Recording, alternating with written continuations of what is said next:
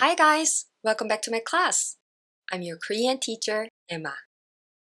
Wow, at long last, it's our 40th class. What are we going to do today? It's our last lesson, so let's sum up some of the features and structures of Korean. It'll kind of be like putting together all the pieces of what you've learned so far. First, let's preview the vocabulary we are going to cover during today's class. Repeat after me out loud as a memory aid.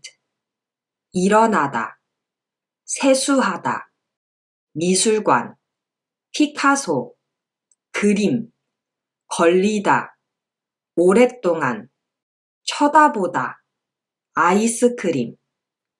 Okay, now let's get started. The general rule of thumb regarding word order in Korean language is subject plus object plus predicate. But by now, you know that that's only partially correct. Why? Before answering that question, let's first review what a predicate is. You may have noticed that Korean sentences end with only a small selection of words, such as 요, 다, 가, and that's because normally Korean sentences end with predicates. In Korean, verbs and adjectives can be placed in the usual spot where predicates should be, and both of them are conjugated according to tense, sentence types, level of politeness required, and so on. They consist of a word stem, the part that does not change, and a word ending, the part that actually does change. So the way to conjugate a verb or an adjective is by erasing 다 from its dictionary form and adding the appropriate endings such as 아요, 어요, 으니까, 아서, 어서, as in 일어나요, 여니까, 일어나서, etc. As for subject and objects, Koreans know what the subject and object of the sentence are based on the postpositional particle that's placed after them. Then what are these postpositional particles? Like 은는, there are many types of postpositional particles in Korean. They can be attached to nouns, pronouns, numerals, adverbs, and endings to mark the grammatical relationship between that word and the other words in the sentence, or to help define the word's meaning. So when you say 미술관에서, because of the role that the particle 에서 plays in your sentence, Koreans would understand that the 미술관 is the place where the subject in your sentence is taking certain action, or the place someone departs. What else? What other particles are there? 에 is one shows the destination or the location of something or somebody. 의 shows the position of the preceding word. 이가 is a subject marking particle. 은는 a topic marking particle. 을을 an object marking particle, and so on. Since these particles clearly shows whether the word is being used as a subject, object, or so on, normally it's okay to switch the position of the components in a sentence. For example, in English sentences, the subject and object are confirmed based on their place in the sentence. So when I say I love him, we understand right away that I is the subject and him is the object, and therefore if I change the position of the words I and him and create the sentence he loves me, it conveys an entirely different meaning. On the other hand, both 나는 그를 사랑해 and 그를 나는 사랑해 don't have any difference in meaning because the particle 는 shows that 나 is the subject in the sentence and 늘 confirms that 그 is the object of the sentence. For the same reason, to describe that Aram gets up from bed, both 아람이가 침대에서 일어나요 or 침대에서 아람이가 일어나요 are acceptable. Both means that Aram gets up from bed, only the word being stressed changes. Now you see here why I said that it's partially correct to say that the word order of a Korean sentence is subject plus object plus predicate. It can be object plus subject plus predicate with the help of the correct particle or through the use of context. But there's one point you need to be careful about when you change the word order. When there's a modifier, that modifier should be placed right before the words being modified. Let's take a look at an example. To explain in Korean that Kai drove very fast in his new car, you should say 카이는 새 차를 타고 아주 빠르게 달렸어요. it would be incorrect to say 아주 빠르게 카이는 새 차를 타고 달렸어요. Because what Kai did really fast wasn't getting into the car, but driving it. You also can say 카이는 차를 새 타고 아주 빠르게 달렸어요. Because the word 새 modifies the 차. And thus it should be placed in front of 차 as in 카이는 새 차를 타고 아주 빠르게 달렸어요. One more point you learned regarding particles is that in many cases, omitting the postpositional particle is acceptable in Korean grammar as long as doing so doesn't change the intended meaning. So even though there is no 가 in the following sentence, we all understood without any difficulty that the speaker is trying to say that the dumpling tastes very good. In such cases, it's okay to omit postpositional particles. Actually, not only the postpositional particle, but any component of the sentence can be left out when the phrase has already mentioned it earlier or when the sentence can be understood without the phrase. For example, look at this sentence. 카이 씨, 그 영화 봤어요? 아니요, 아직 못 봤어요. No object marking particle is placed after 영화, but Korean listeners will understand without any problem that 영화 is the object of the sentence and the speaker is asking if Kai has watched the movie. Now look at the answer. In English, the pronoun it can be used to refer to the movie to avoid repetition, but in Korean, you don't have to do that. So rather than 아직 그 영화를 못 봤어요 or 아직 그것을 못 봤어요, you could just omit the object and it would still be fine, like this. 아니요, 아직 못 봤어요. I know it may sound weird to say, no, I haven't seen yet from an English speaker's perspective, but in Korean, it doesn't sound awkward at all to say, 아니요, 아직 못 봤어요. That was a good review. Now, keeping those points we just covered in mind, please pause the video for a moment, say these sentences out loud in Korean, and then replay the video to check your answers. It may be okay to omit some parts, or to change the word order in the sentences. So you know the answers may vary, but I'm just going to give you one possible answer. If you're wondering whether or no your sentence is still correct, feel free to leave it in the comment section below. Our team will help you with that. Then let's start. 아람이가 일어나요. 아람이가 침대에서 일어나요. 아람이가 창문을 열어요. 아람이가 세수를 해요.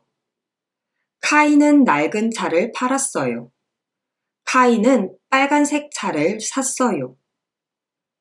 카이는 새 차를 타고 아주 빠르게 달렸어요. 카이는 빨간색 새 차가 매우 좋았어요. 히토미는 미술관에 갔어요. 히토미는 지하철을 타고 미술관에 갔어요. 미술관에는 피카소의 그림이 걸려 있었어요. 히토미는 오랫동안 그림을 쳐다봤어요. 저 왔어요. 문 열어요.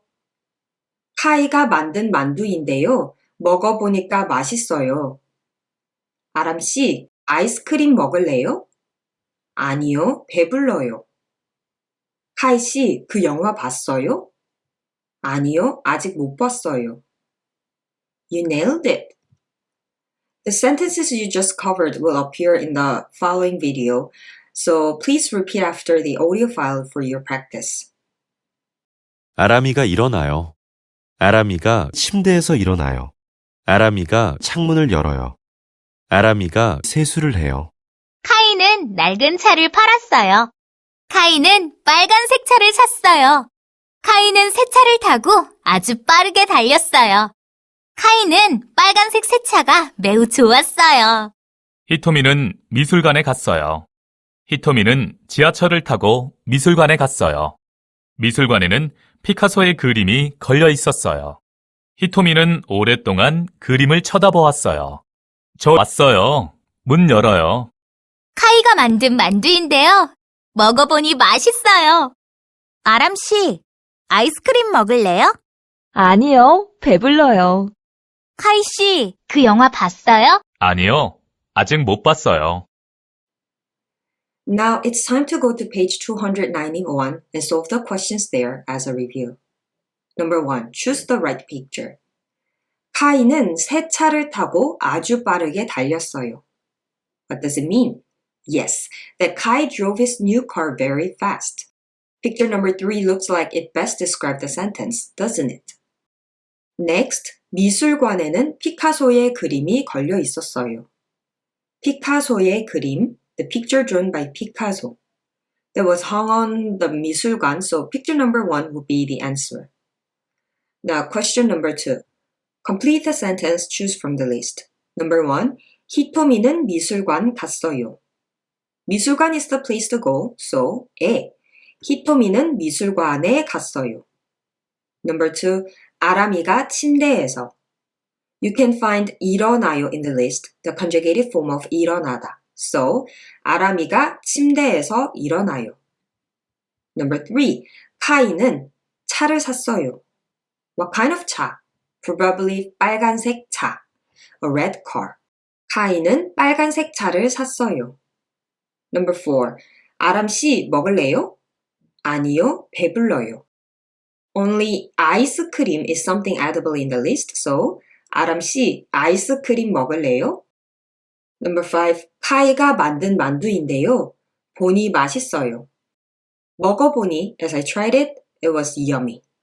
The ending 은이 is attached to 먹어보다. 카이가 만든 만두인데요.